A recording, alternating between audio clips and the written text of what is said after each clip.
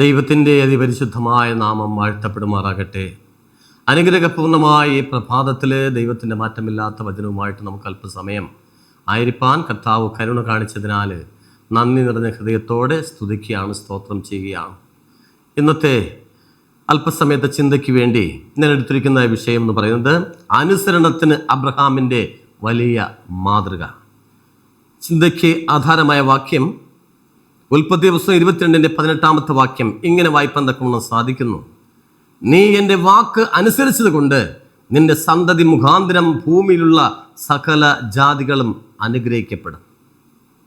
നീ എൻ്റെ വാക്ക് അനുസരിച്ചത് കൊണ്ട് നിന്റെ സന്തതി മുഖാന്തരം ഭൂമിയിലുള്ള സകല ജാതികളും അനുഗ്രഹിക്കപ്പെടും. പ്രിയമുള്ളവരെ, അബ്രഹാം ഒരു സന്തതി ലഭിക്കാതെ വളരെയധികം ഭാരത്തിലും പ്രയാസത്തിലുമായിരുന്നു.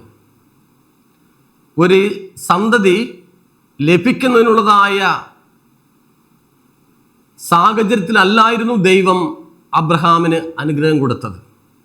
ഒരു സന്തതി ദൈവം നൽകാമെന്ന് വാഗ്ദത്തം ചെയ്തിരുന്നു. എന്നാൽ അപ്പോഴവരുടെ പ്രായമെന്ന് പറയുന്നത് അബ്രഹാമിന് 100 വയസ്സ്, സാറയ്ക്ക് 90 വയസ്സ്.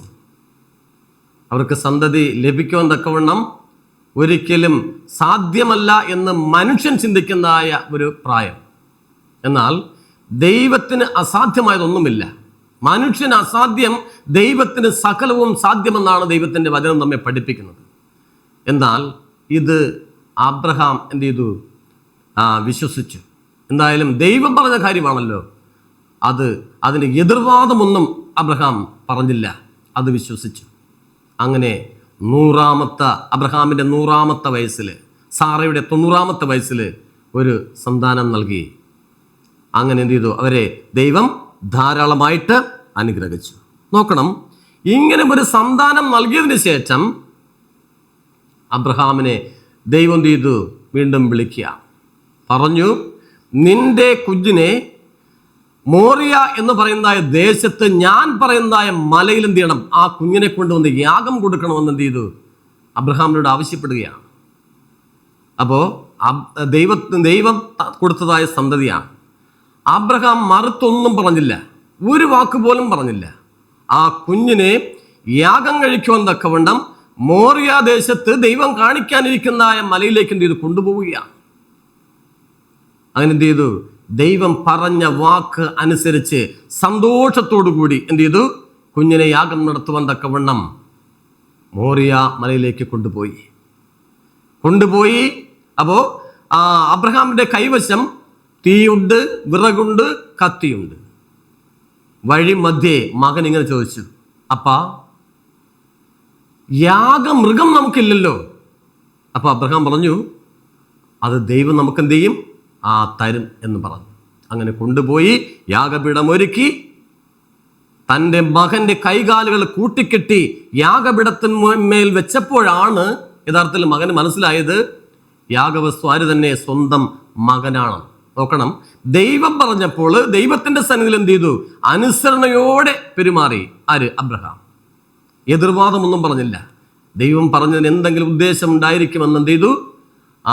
അബ്രഹാം മനസ്സിലാക്കുകയാണ്. യാഗപീഠത്തിന്മേൽ ഇങ്ങനെ വെച്ചു, കുഞ്ഞിനെ വെച്ചിട്ട് അതിനെ വെട്ടി അതിനെ യാഗമർപ്പിക്കാൻ തക്കവണ്ണം തയ്യാറായിട്ട് ദൈവം എന്ത് ചെയ്തു?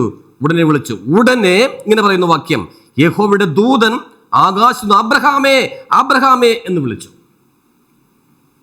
ഇങ്ങനെ വിളിച്ചു. എന്നിട്ട് ഞാൻ ഇതാ എന്ന് അവൻ പറഞ്ഞു.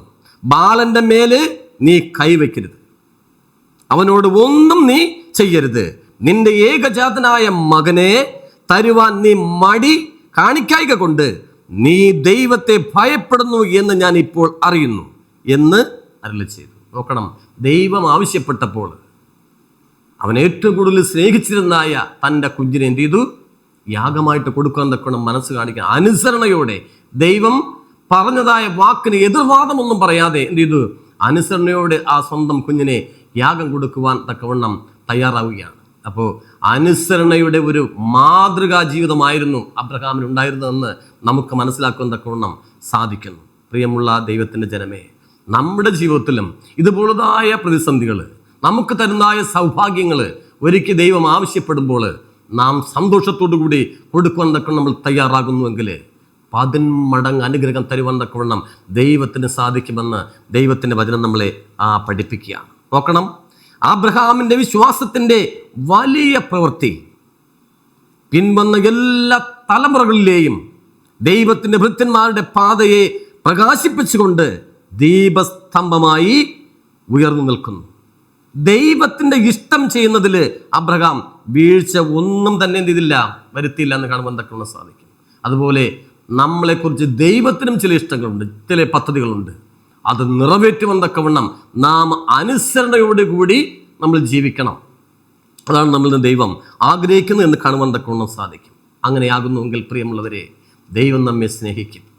നാം ദൈവത്തിൻ്റെ ഇഷ്ടത്തിനനുസരിച്ച് നമ്മൾ ജീവിക്കുന്നുവെങ്കിൽ ദൈവം നമ്മെ എന്ത് ചെയ്യുന്നു, സ്നേഹിക്കും. നോക്കണം, ഇവിടെ സുവിശേഷത്തിൻ്റെ വാസ്തവികതയെ അബ്രഹാമിൻ്റെ മനസ്സിന് ബോധ്യം വരുത്തുവാനും തൻ്റെ വിശ്വാസത്തെ പരിശോധിക്കുവാനും വേണ്ടിയാണ് മകനെ ബലി കഴിക്കുവാൻ തക്കവണ്ണം ദൈവം അബ്രഹാമിനോട് കൽപ്പിച്ചു. എത്രമാത്രം അബ്രഹാമിന് എന്നോട് വിശ്വസ്തത ഉണ്ട് എന്ന് കാണുന്നതിന് വേണ്ടിയാണ് എന്ത് ചെയ്തത്, താൻ സ്നേഹിക്കുന്ന തൻ്റെ സ്വന്തം മകനെ തന്നെ യാഗമാക്കണമെന്ന് ദൈവം ആവശ്യപ്പെട്ടത്. എന്നാൽ അബ്രഹാം ഒരു എതിർവാദവും പറയുകയുണ്ടായില്ല. ഒരുപാട് സംശയങ്ങൾ ചോദിക്കാമായിരുന്നു അബ്രഹാമിന്, പക്ഷേ ഒരു എതിർവാദവും പറയാതെ സന്തോഷത്തോടു കൂടി ദൈവം പറഞ്ഞതായ ആ കാര്യം എന്ത് ചെയ്തു, അനുസരിക്കുവാൻ തക്കവണ്ണം അബ്രഹാം തയ്യാറായി എന്ന് കാണുവാൻ തക്കവണ്ണം നമുക്ക് സാധിക്കുന്നു. പ്രിയമുള്ളവരെ, ഭയാനകമായ ആ പരിശോധനയുടെ നാളുകളിൽ അദ്ദേഹം അനുഭവിച്ച കഠിന ഹൃദയവ്യഥ അത്രമാത്രം ഉണ്ടായിരുന്നു അബ്രഹാമിന്. തൻ്റെ മകനെ വേദന ഉണ്ടായിരുന്നു ചോദിച്ചുവെങ്കിലും, പക്ഷെ എന്ത് ചെയ്തു, കൊടുക്കുവാൻ തക്കവണ്ണം തയ്യാറായി. അനുസരണയോടെ എന്ത് ചെയ്തു, തൻ്റെ മകനെ യാഗത്തിനായി കൊണ്ടുപോയി. പ്രിയമുള്ളവരെ, നമ്മുടെ ജീവിതത്തിലും ഇതുപോലുള്ളതായ പ്രയാസങ്ങൾ, പ്രതിസന്ധികൾ, പ്രതികൂലങ്ങൾ നേരിടുമ്പോൾ നാം ദൈവത്തിൻ്റെ കൽപ്പന ഓർക്കുക. നമ്മുടെ പൂർവ്വപിതാക്കന്മാർ എത്രമാത്രം ദൈവത്തെ അനുസരിച്ച് ജീവിച്ചു എന്നതിനെക്കുറിച്ച് നമ്മൾ മനസ്സിലാക്കുക.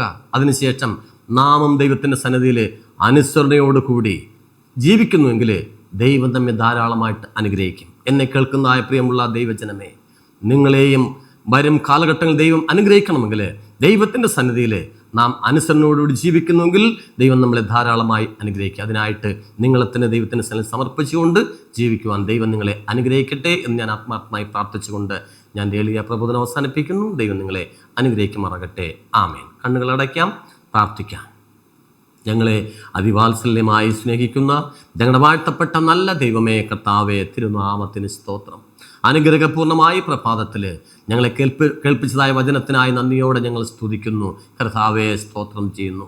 വചനം കേട്ടതായ എല്ലാ പ്രിയമുള്ളവരെയും സ്വർഗീയനാഥൻ്റെ കരങ്ങളിലേക്ക് സമർപ്പിച്ച് ഞങ്ങൾ പ്രാർത്ഥിക്കുന്നു. യേശുവേ, അവിടെ നിന്ന് എല്ലാവരെയും എൻ്റെ കർത്താവ് അനുഗ്രഹിക്കണമേ എന്ന് പ്രാർത്ഥിക്കുന്നു. ഈ ലോകം ഞങ്ങൾക്ക് സ്വന്തമല്ല. ഈ ലോകത്തിൽ നേടുന്നതൊന്നും ഈ ലോകത്തിൽ നിന്ന് കൊണ്ടുപോകുവാൻ തക്കവണ്ണം സാധ്യവുമല്ല.